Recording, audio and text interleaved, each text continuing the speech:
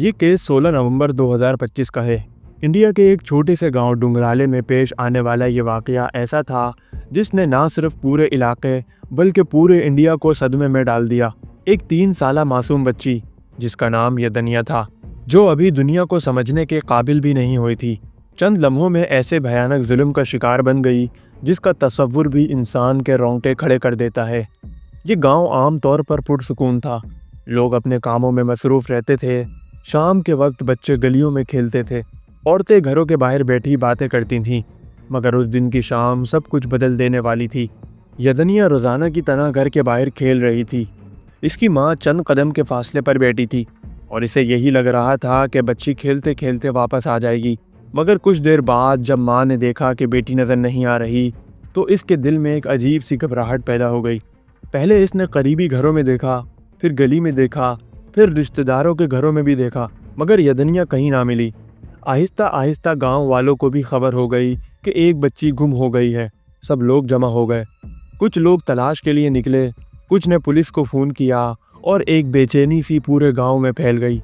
گھنٹوں کی تلاش کے بعد بھی جب بچی کا کوئی سراغ نہ ملا تو یہ خوف شک میں بدلنے لگا، اور یہی شک ایک ایسے انجام کی طرف لے گیا جس نے پورے ملک کو ہلا کر رکھ دیا، کیونکہ اگلے ہی دن یدنیا کی لاش ملی۔ وہ حالت ایسی تھی کہ دیکھنے والا بھی بے ہوش ہو جائے۔ پولیس کی ابتدائی رپورٹ کے مطابق بچی کے ساتھ زبردستی کی گئی تھی، اسے لالچ دے کر بلایا گیا تھا۔ زیادہ تر رپورٹس کے مطابق ملزم نے اسے چاکلیٹ دینے کا بہانہ بنایا۔ وہ ایک 24 سالہ مزدور تھا جو گاؤں میں عارضی کام پر آیا تھا۔ پولیس نے جب اسے گرفتار کیا تو اس کے چہرے پر نہ خوف تھا اور نہ ہی ندامت، بلکہ ایسا لگ رہا تھا کہ اسے پتہ ہی نہ ہو کہ اس نے کیا کیا ہے۔ پوسٹ مارٹم نے ثابت کر دیا کہ یہ واقعہ کوئی حادثہ نہیں بلکہ ایک وحشیانہ جرم تھا۔ زخم اور نشانات یہ بتا رہے تھے کہ اس معصوم بچی نے کس قدر تکلیف سہی ہوگی، اور اس ایک واقعے نے پورے علاقے میں غصے کی آگ بھڑکا دی۔ سینکڑوں لوگ سڑکوں پر نکل آئے، عورتیں رو رہی تھیں، مرد غصے سے چیخ رہے تھے، لوگ ملزم کے لیے پھانسی کا مطالبہ کر رہے تھے، اور احتجاج کئی گھنٹے جاری رہا۔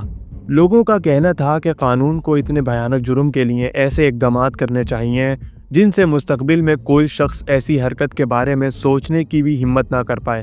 گاؤں والوں کا یہی کہنا تھا کہ ایک معصوم بچی کے ساتھ یہ درندہ ایسے کیسے کر سکتا ہے۔ پولیس کو ایسے لوگوں کے خلاف سخت ترین کارروائی کرنی چاہیے تاکہ کسی اور گھر کی گود اس طرح نہ اجڑے۔ پولیس نے تفتیش شروع کی اور ملزم کو ریمانڈ پر لیا گیا، لیکن اس واقعے کے بعد گاؤں کی ہر گلی کا ماحول بدل چکا تھا۔ لوگ اپنے بچوں کو نظروں سے اوجھل بھی نہیں ہونے دے رہے تھے۔ ماؤں کے دل خوف سے بھرے ہوئے تھے اور اپنے بچوں کو وہ پکڑ کر رکھتی تھیں۔ یہ حادثہ صرف ایک گھر کا نہیں تھا بلکہ پورے علاقے کی معصومیت کو چیرنے والا واقعہ تھا۔ لوگوں نے صرف انصاف کا مطالبہ نہیں کیا بلکہ سسٹم سے سوال بھی اٹھائے کہ روز روز بچوں کے ساتھ ایسے واقعات کیوں ہو رہے ہیں، آخر کمی کہاں ہے، اور ایسے درندے پورے ملک میں کیسے آزاد گھومتے رہتے ہیں۔ میڈیا، سوشل میڈیا اور ہر طرف اس کیس کی آواز گونج رہی تھی۔ لوگ جاننا چاہتے تھے کہ آیا اس بچی کے والدین کو انصاف ملے گا یا یہ بھی ان سینکڑوں کیسوں میں شامل ہو جائے گا جو سالوں بعد فائلوں کے بوجھ تلے دب جاتے ہیں۔ اگرچہ یہ کیس ابھی مکمل طور پر فیصلہ شدہ نہیں ہے، مگر عوام کا دباؤ بڑھتا جا رہا ہے۔ لوگ بار بار عدالت اور حکومت سے سخت سزا کی اپیل کر رہے ہیں، اور علاقے میں رہنے والے لوگ آج بھی اس صدمے میں ہیں کہ ان کے درمیان رہنے والا ایک مزدور کسی فرشتے جیسے معصوم بچے کے ساتھ ایسی حیوانیت کیسے کر سکتا ہے۔ یہ واقعہ ہمیں یاد دلاتا ہے کہ دنیا میں کتنی معصوم زندگیاں صرف ایک لمحے کی بے دہانی اور ایک درندے کی وجہ سے برباد ہو جاتی ہیں۔ ایک چھوٹی سی بچی جس کے ہاتھ ابھی ٹھیک سے کھیلنا بھی نہیں سیکھے تھے، جس نے ابھی کہانیاں سننی شروع کی تھیں، اپنے کھلونے سے کھیلنا شروع کیا تھا، لیکن اچانک اس ظلم کا شکار ہو گئی کہ جہاں سے کوئی واپس نہیں آتا۔ اس کی ماں آج بھی ہر صبح دروازہ دیکھتی ہوگی، ویسے ہی جیسے وہ پہلے بچی کے کھیل کر آنے کا انتظار کرتی تھی، مگر اب وہ دروازہ ہمیشہ کے لیے خاموش ہے۔